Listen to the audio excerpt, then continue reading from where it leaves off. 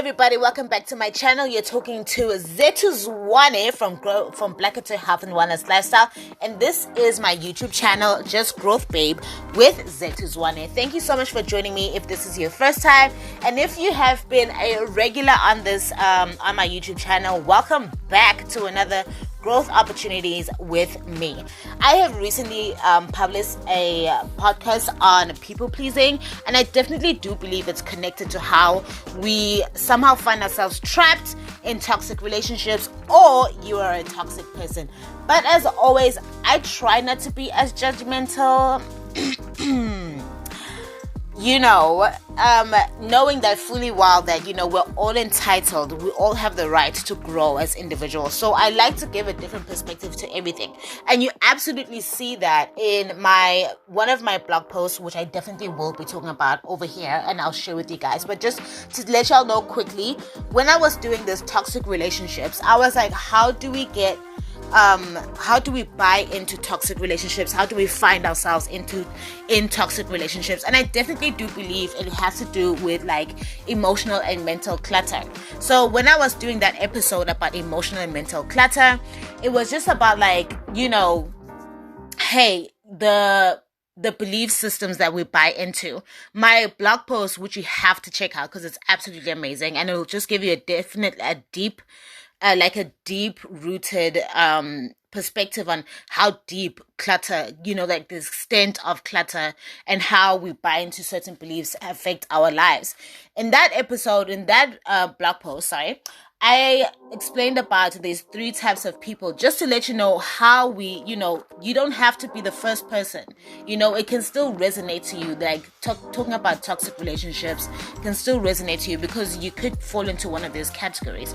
And therefore, it makes it very difficult. And it doesn't make it very difficult. It should make it easier for you to be more understanding that, the saying is so true that just because somebody sins differently from me doesn't mean I have the right to judge. And that's something, like, I swear to you, I have been going through in this season, because I feel as though just by, my perspective, or like maybe how my relationships with people, like strangers, I just grew up, or I just became like somebody who doesn't judge, who doesn't complain outwardly.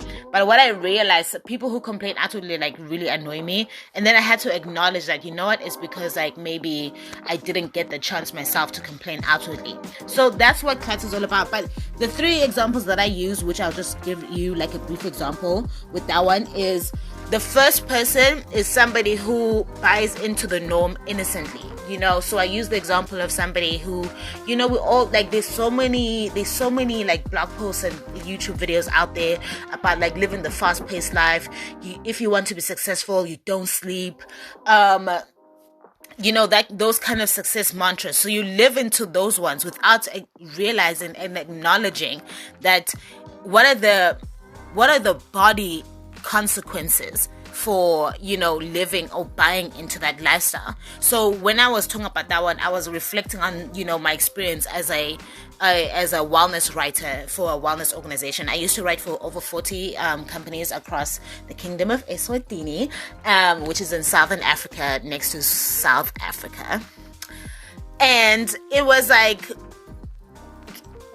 some people buy into that mantra. So you would always see you'd always hear clients just normalizing diabetes, normalizing cholesterol.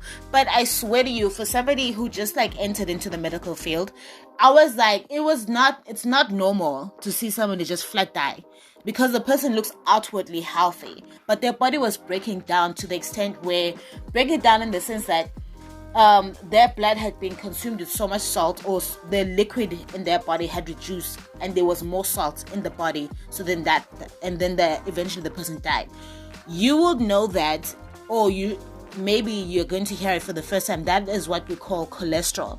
So when I first saw that, initially I was like, oh my gosh, what the heck is going on? And so I wrote a blog post about it. I wrote the newsletters about it. About cholesterol does not have to do with your body weight. A skinny person can fall flat, because that's what he was like a skinny person who fell flat and died just right on the spot. So buying into that mentality of normalizing if you live a successful life, oh, it's just normal to have cardiovascular diseases. And in that point, I did acknowledge that, there's nothing wrong with medical advancements, but it absolutely does not do anything to change our hearts. In the sense that if you feel like you're living recklessly, and not that you feel like you're living recklessly, you've bought into this lifestyle idea that is not particularly taking care of your body, it's going to affect you. Going to get these unnecessary diseases like cardiovascular diseases, and they are increasing in our society. So that's what motivated me to write that one. The second person that I spoke about was somebody who was innocently born. So now, using the same example of cholesterol, there is generational cholesterol, genetic cholesterol, and so I was like, that person innocently bought into that lifestyle. Maybe at a certain point, because of lack of education, you don't know that you're supposed to start testing for cholesterol at age 25. But here you are, and then now you find out maybe you're struggling, you've got high cholesterol levels, and you've been having difficulties like medical difficulties, health difficulties. That is innocently done.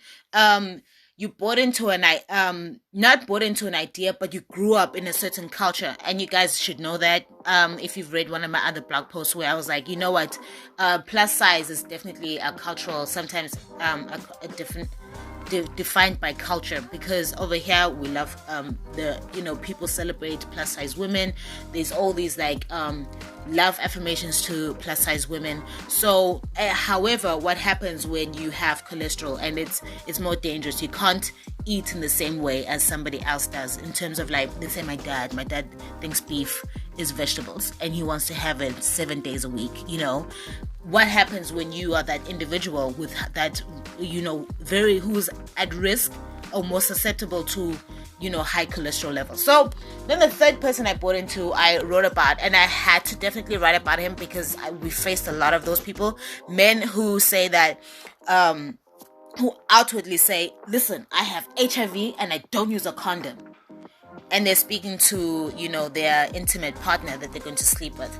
I don't know if intimate partner is the right word, but you know what I'm saying. But and so in those moments, it's very easy to judge. Maybe we are very quick to judge the individual who wants to put women in danger. So when I said that the medical advancement did not change your heart, it's because then the medical, the field here in Eswatini, they developed this thing called PrEP. So the woman can take this tablet 48 hours before she goes and, be intimate with this gentleman. So he has not changed his heart.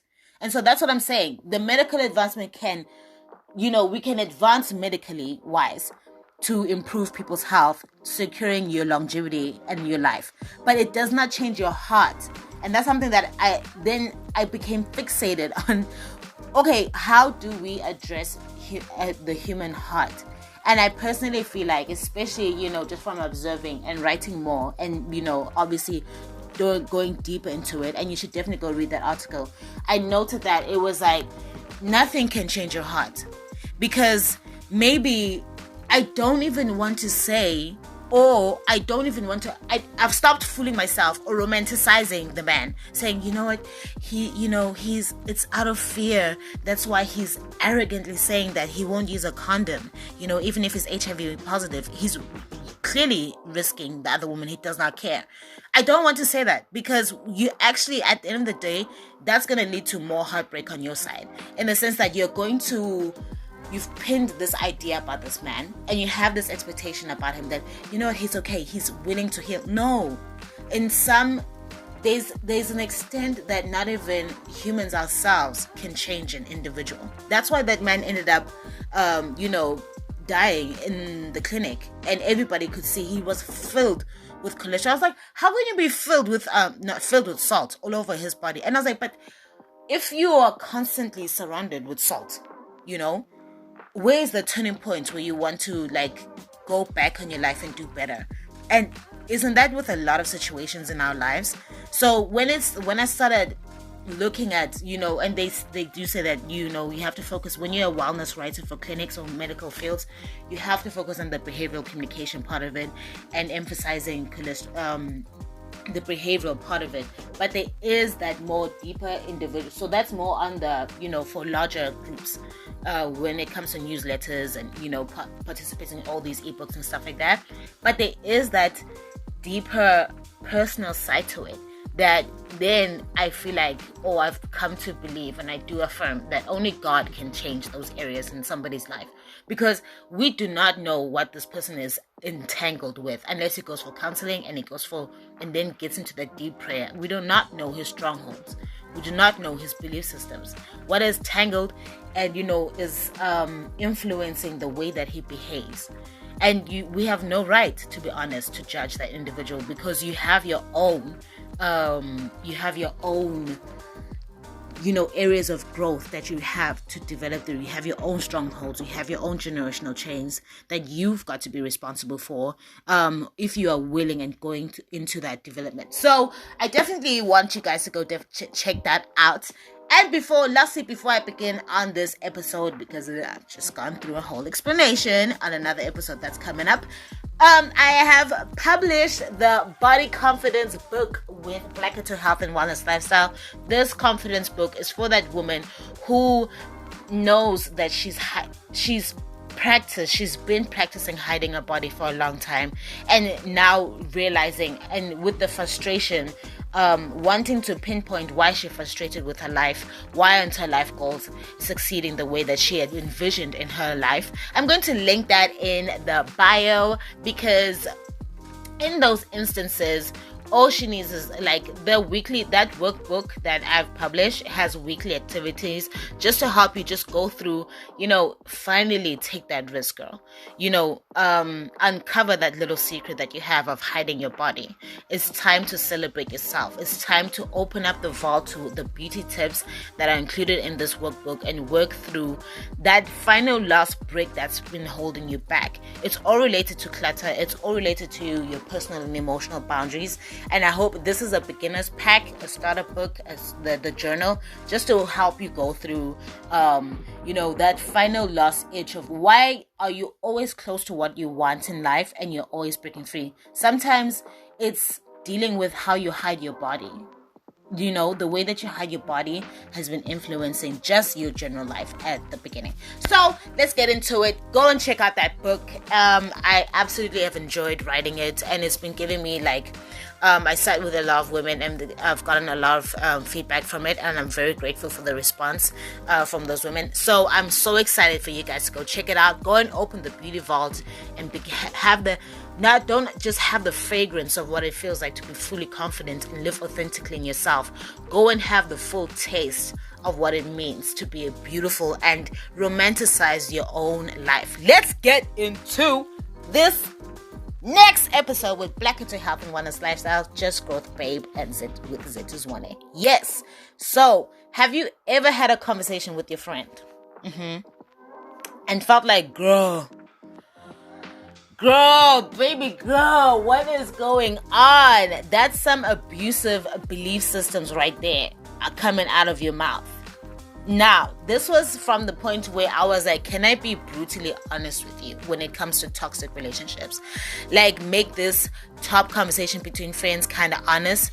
Playing tricks and scheming, is exhausting and damaging, because the expectations make it seem like you can factory reset a man. No, you can't. Or have you ever sat with your friends in a car or a train, and your other friend is talking about how wild and loud her family is? Then you're like, girl. Nobody's supposed to talk to you like that. Before sitting at the dinner table and dodging a whole plate from the drunk uncle. Well, that's toxic beliefs, mudded into normalized behavior and some of your worldviews. You guys have just heard examples of how cholesterol, I've given you 3 examples of people with cholesterol, 3 examples of people who've lived into a lifestyle. One normalized it, one bought into the belief system. If I wanted to get it to be successful, if I want to be in a relationship, I have to change my body, I have to over diet, doing extensively without taking care of your body, mind, and spirit. The other individual was just born like that. If you are born curvy, if you come from a culture where it's loved and everything, where you're born curvy, maybe it's just natural by mistake, or you've got a hormonal imbalance, so you can't control the weight gain, then trying to squeeze yourself into a belief can be actually harmful. But when these kind of habits are normalized, for example, beauty standards are going to be based on squeezing yourself into this idealistic body, it can then affect your confidence, and it will affect how your relationships and the people that you accept in your life and how they speak to you. You're going to allow certain ways of how they'll speak to you. So let's talk about intergenerational trauma and how those traumas lead to limiting beliefs. And this topic is crucial because we all have something preventing us from living a life of breakthroughs. And we all have something that, because we've normalized a certain standard, for example, trying to fit into this idealistic body, it's sometimes you'll be hitting a brick wall without understanding that, oh my goodness, my growth opportunity has stopped here because this belief is still influencing a greater part of my being. And so it's a matter of finding these beliefs in our lives because they are muddy, messy, and unclear, and twisted in that lovely unicorn color called unicorn color. And toxic beliefs become emotional clutter, aka emotional rumors that you don't need in your life when they merge in logical beliefs. So again, starting with the person who buys into the successful belief, and then they just, like I said, when we come across certain clients, they would be just talking about, oh yeah, I have diabetes, I take these tablets, I take 20 tablets.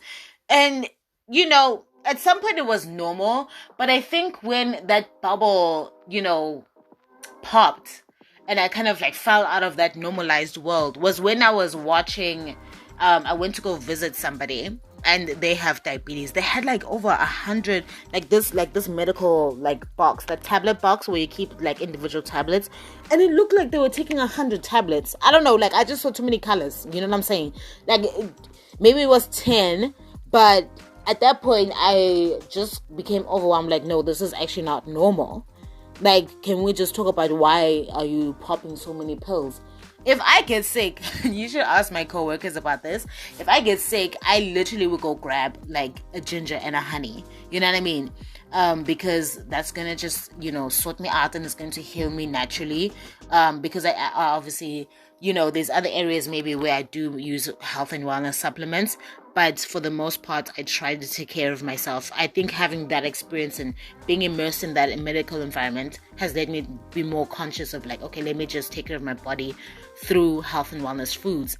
But it's going to be logical to this individual at that point in time because they've bought into the whole system. Like I said, you are surrounded by clients who talk about their diabetes. They'll even laugh at their diabetes scares, for example. So that's when something becomes a logical belief. This is normal. It's okay for you to take 20 tablets. You know what I mean?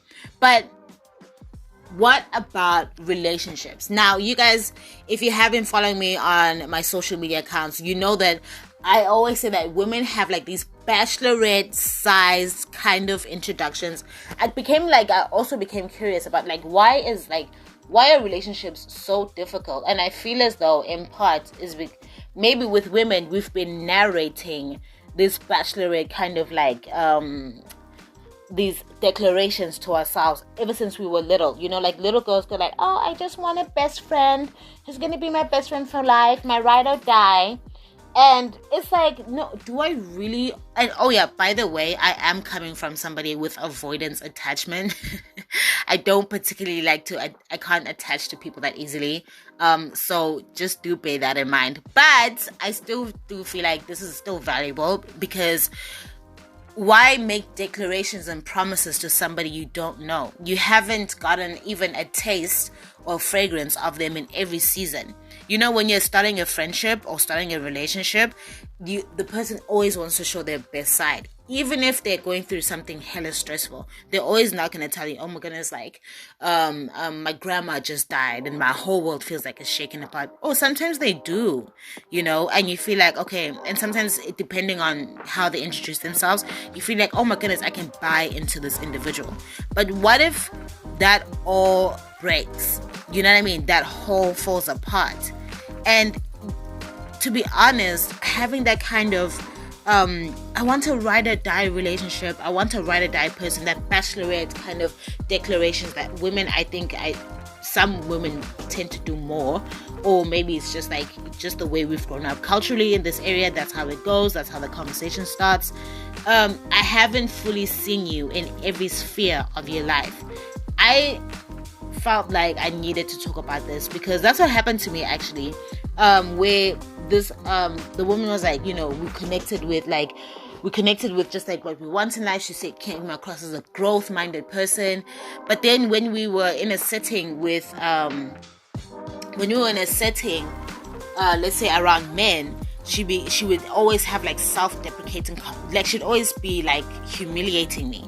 And sometimes if you grow up in a family where that's the norm, it's very easy for you to continue to sit and exist in that environment without realizing the consequences of what it's doing to your mind and the way that you perceive yourself. As always, I've always said that protect your self-love cup, and this individual was just far from doing that. If you cannot, so one of the best things that I've just learned is, and the most valuable lesson I think you could ever take in your life, is take a step back and acknowledge this is how the person talks, but don't accept it, because it's not normal for, people to constantly be humiliating you, constantly be putting you down and saying all these nasty words. If they are spoken more than 10, I would even say 5, fam. Like, honestly speaking, 5 negative words to you as opposed to positive affirmations. Just let them know that, hey, you know what? I value myself as an individual. And secondly, whenever you say these things, especially in front of, like, let's say men, or in front of like other strangers, it does not make me feel very good. And if you value our friendship, I'd like for you to stop, because I value what words are spoken to me. I value the affirmations that are spoken to me, and I feel like right now you're not somebody who's quite positive. And if they make a joke about it and they're like, okay, this is how I am, it's like, yes, you can be that individual, but with other people. With me, I'd like for you to respect my personal boundary or my emotional boundary. It's more of your emotional boundary, because those kind of having those words spoken to you repeatedly become like beliefs. And I'm very conscious of my growth. I'm very conscious of where I'm going in life, and I would like to surround myself with people who are very positively spoken. Just something that I'd just like you to know. And you haven't said like he's selfish, he's disgusting, you say these nasty things. You haven't said that to the individual. You've just let them know that this is my emotional boundaries, because I do value myself as a person. And I've learned that what is spoken to me repeatedly will become my self-love cup. I have myself to overcome. I don't need an extra individual that I need to overcome. You're not here as a life challenge. Let's be honest. You know what I'm saying? A friendship is a support along the journey, is a companion for along the journey. You know what I mean? So being clear about those ones is just taking away how we normalize like teasing people, because you honestly never know when those negative words sink into your head. You catch them like later. I remember for me that moment was I had like a huge argument, and it was like a huge fallout. It was very intense, it was traumatic, it was horrifying, and I didn't realize the effect that it had on me up until one day. I remember smelling the person's perfume like a year ago. I swear, like 12 months later, you know what I mean? Like maybe a couple more months. And smelling the person's perfume, and I instantly just like got this rage and like, fight mode. My adrenaline just like kicked in, and it went into rage and then fight mode. And it felt like I was right back in that exact moment, at the moment where I'm shocked, like what is going on, and then from the shock turn to rage, because I'm like, what is actually going on? Like, how did we end up here? So that's what made me feel like, okay, we have to talk about these things. The way that people speak to you, your family members are another thing, you know what I'm saying? So that's why, maybe it's normalized in your family. You come from a family of a similar background, but accepting it when your friend extension is something different. It's not going to help you break free from that negative cycle. And that not breaking free from that negative cycle won't help you catch, or it'll take longer to catch, that this is my world, where we have self-deprecating comments, where when I try to extend and go for after something that's perfect for me, go for after something that I'm worth living for, I feel uncomfortable because the people around me, I keep saying, why would you even do this? Why would you continue in this job? Why would you accept this job? Why would you want to work hard in this job? It's so pathetic. Everything about it is pathetic. Without acknowledging the space that, without separating that, that's the humanness of that experience. I can't control your humanness of your experience, but I know my godliness of my purpose. And in that extent, it's the godliness of just breaking free from the cycle of preventing myself to fully discover and fully live through every experience of my life. Because why continue to work hard when it's better to be comfortable? Maybe your city has stalled for a long time. There's no growth in your cities. You're probably one of those people who are living with their parents, if not with multiple, like several roommates, just to make it by. You are working 3 jobs and it just feels like you can't make it yet. But the thing is, the only way that maybe you can start picking up the habits and your beliefs is by writing down the conversations that your friends have. I remember I asked my dad, I kept a journal, and I don't know why. Okay, I just feel like it's a God-given thing, because when I was like 7, I would write the goals down. When I was a national swimmer, no one ever taught me this.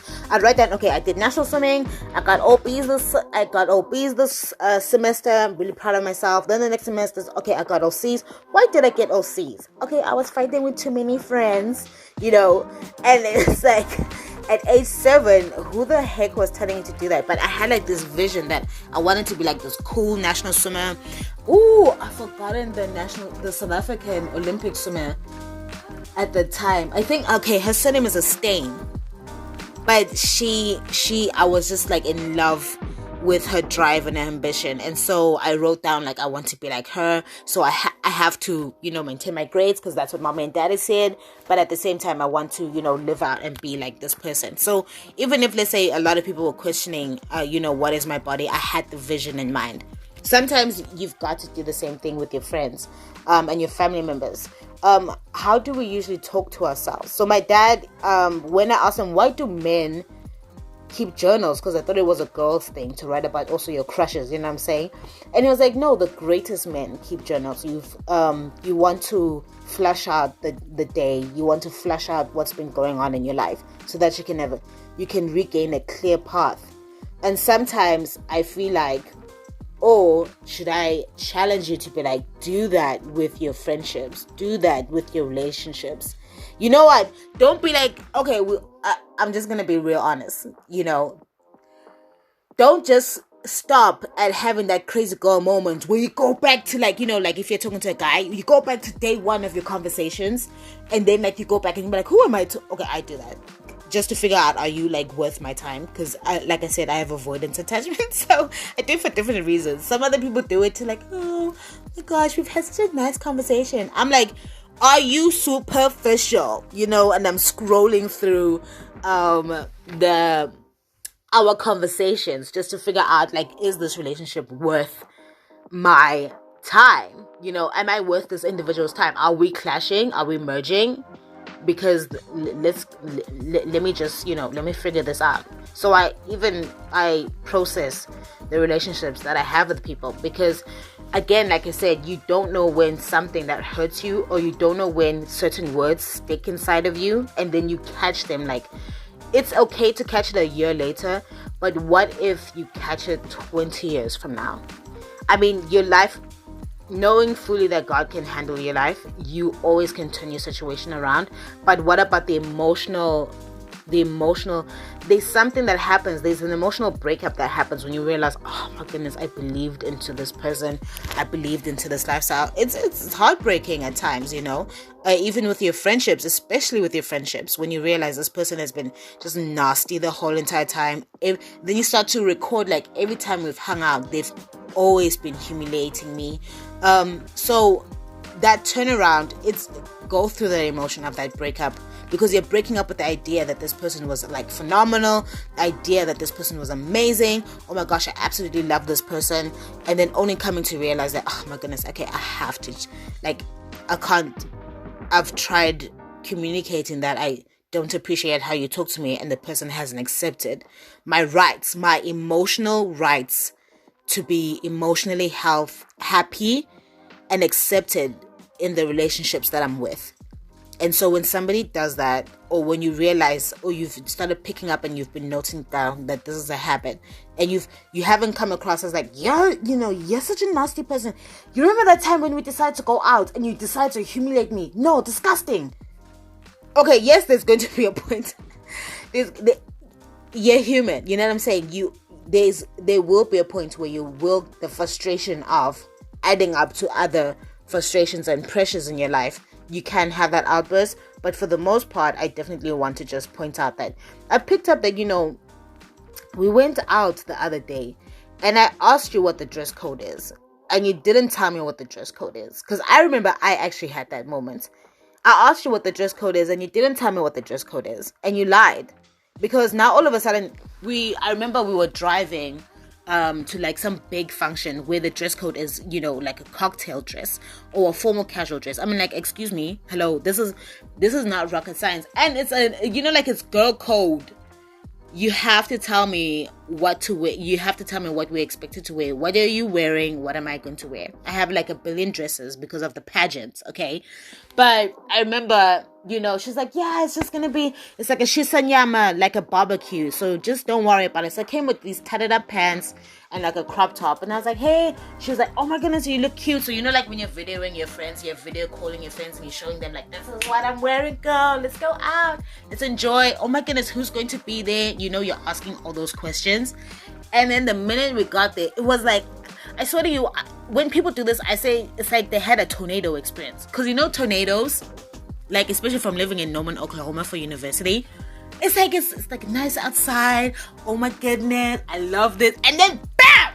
Like it's just black, and then there's like huge clouds. So for me, when you have a tornado moment, it's when you all of a sudden, now we're sitting in your car, you watching me. The ride was 20 minutes. We could literally even we passed some stores. If you feel like my outfit is not okay, number one, I had asked you, we would have gone some stores. We would have gone into a store and gotten like a cheap dress or whatever. That's, that's still decent looking enough. But you let me go all the way 20 minutes. First of all, okay, no, this is the long journey, okay? Let me tell you the full extent of this journey, okay? I live an hour away from this individual. All right? I'm in the village. I'm walking past cows, so I had plenty of time to pass a lot of my neighbors' cows, okay, for you to tell me that, oh yeah, by the way, no, this is a very formal cocktail kind of dress. Pull out one of your pageant dresses, girl. You know what I'm saying?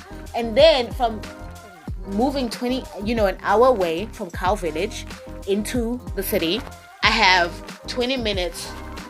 It's a 20-minute ride where we've passed, let me see, 4 stores, like 4 malls. So 4 opportunities to get a dress. To be like, ooh, you know what? Actually, a dress is much better. This is actually where we're going. But no, you gave me tornado vibes. Okay? You gave me tornado, surprise, boom, boom, kind of thunder, lightning response. When we got to the location, all of a sudden the face completely turned. And it was like this nasty expressions, like, please cover yourself. And I was like, oh, dude, we've been here. We've been chilling here. Our relationship is this is the defining moment of our relationship. This is the pinnacle of what our relationship is. You being hella shady, and and the only reason why I broke out of that bubble, like I've said before, like I was able to like pop out of that bubble, is because I had other friends. Okay, number one, obviously being in the pageant, like you gain some confidence and you get to learn like emotional and personal boundaries. It's very important for you, otherwise you're going to be taken advantage of.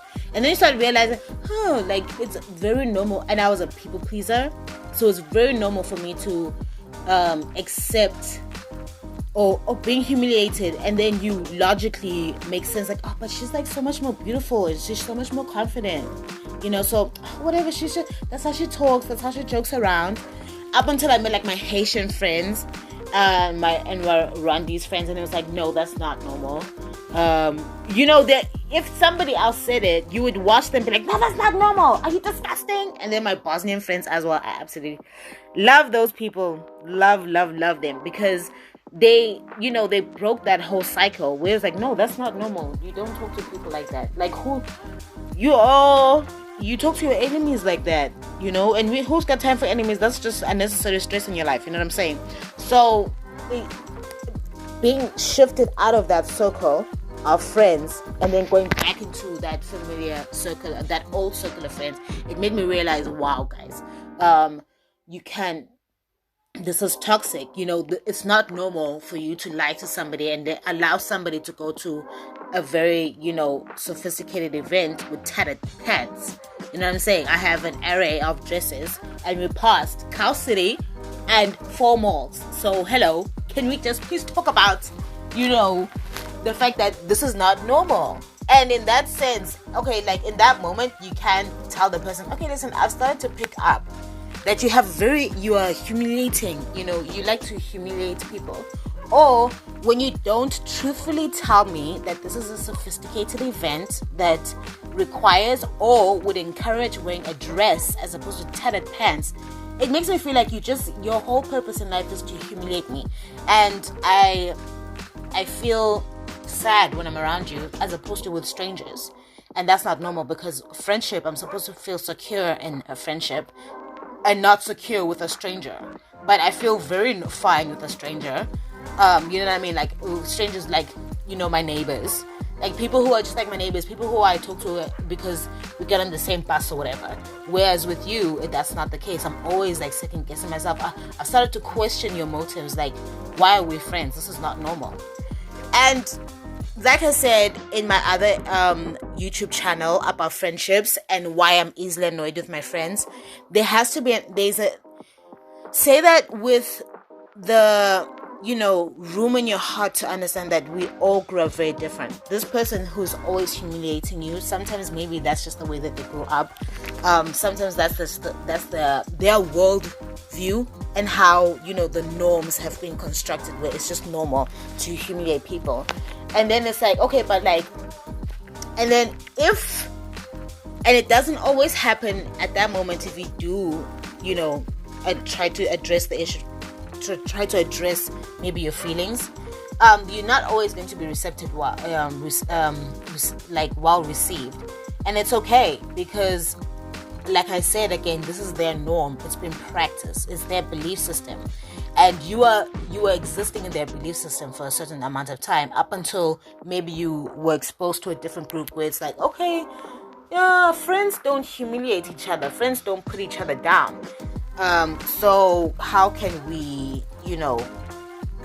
go through this? And the reason why this is why it's actually important to start practicing these norms with your friends is because your friends actually teach you. Your friends are an extension or a continuation of what maybe you learned from your family, or what maybe you learned from your community about love. So the practice and the practicing of certain habits, the practicing of certain words being spoken over your life, words being spoken to you, the words that you choose to receive or you've accepted, these are normal words. She's always been like this. I travel stupid 1 hour from cow country, to being humiliated the whole entire evening. It's normal. It's okay then to have that moment where you realize this is not okay, and then practice into being like, okay, emotionally this is not healthy for me, because I will graduate, like I've always said, I will graduate from you humiliating me to graduating to being humiliated at work, and then it's going to make it difficult for me to thrive for my things at work, because I'm a people pleaser. And so I've graduated from you as a friend who humiliates me the whole time to work where I'm accepted less than what I'm worth, or my relationships where I accept I'm less than what I'm worth. You know what I'm saying? And you could find yourself in relationship, and the toxicity continues, because that's when you begin to find yourself in relationships where the guy has a temper and he screams like a crazy person. You guys know I've been going, if you've been with me since day zero, because I decided, okay, I was like, oh shit, let me start dating, girl. I'm almost 30. Let me start dating. I've been single my whole life. Let me start dating. And I got screamed at by men. I was like, this is not dating. You know what I'm saying? Like, it's not normal to scream at people.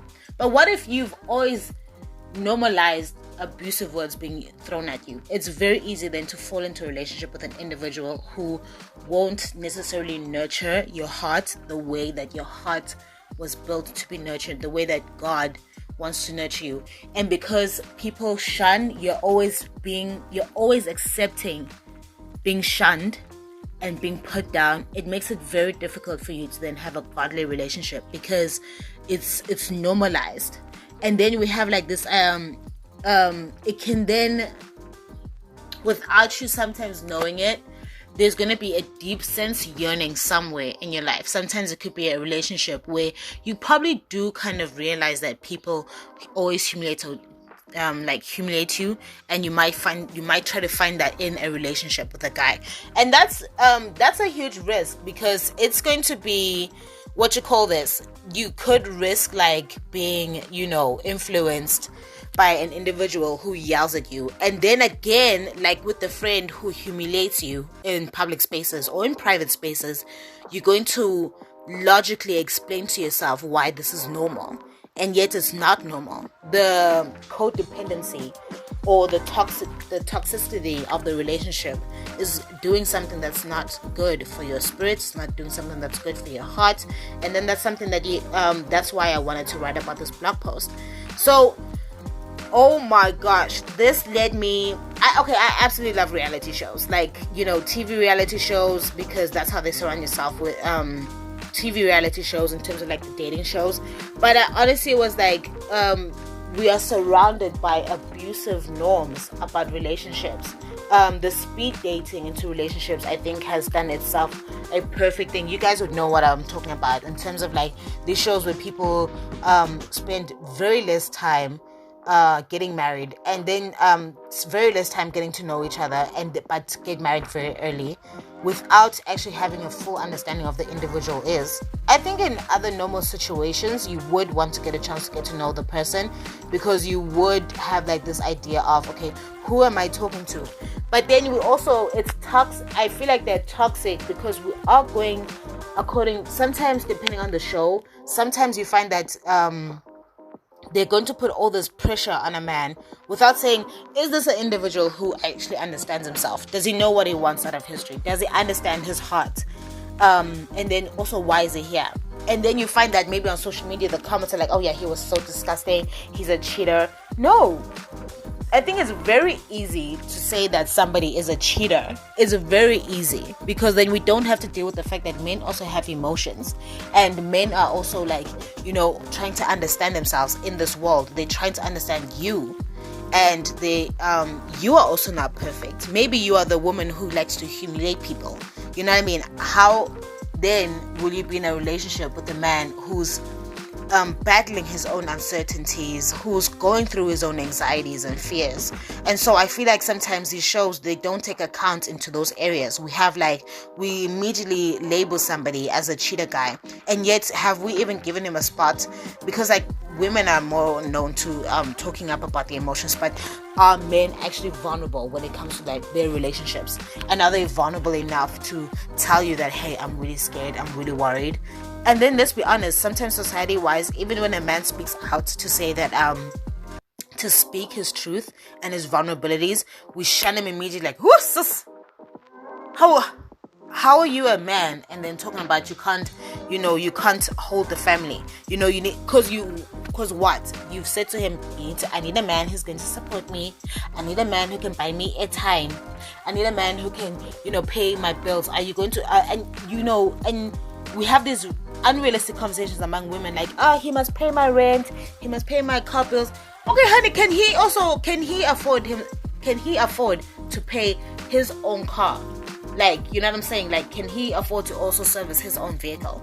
So it really does. All those gave me just a reflection of just what it feels like, and the extent to like toxic relationships. But I'd love to hear your guys' opinion on this one, especially more because I was focusing more on the relationships and more on your friendships. What do you guys feel like about toxicity? We've all been toxic. I definitely understand that one. But when your friend speaks to you and tells you, hey, listen, like, I just feel like okay, I understand your grief and I understand where you're coming from, but I'd also love for us to find a healthy way to be supportive of each other so that I'm not drowning in the background as like a prop in your life. How can we come together in this friendship? How do you feel like when somebody has a real honest conversation with you to say that, hey, I would love to feel heard? How did that ever make you feel? Also, let me know in the comments, were you ever toxic?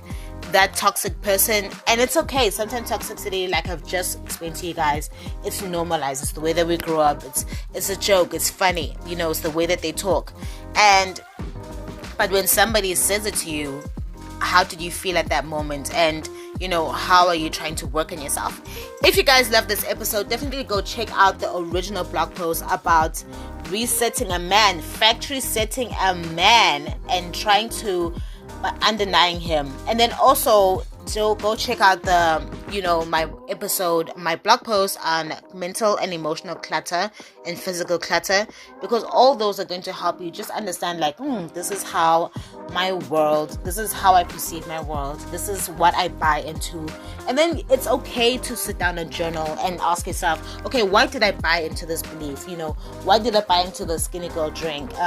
Why do I feel like I need a six-pack? I mean, why did I buy into that one? There's a part of you where it's like, it's healthy. Living healthfully, your body will be in equilibrium. But if you buy into a certain belief, it's always okay.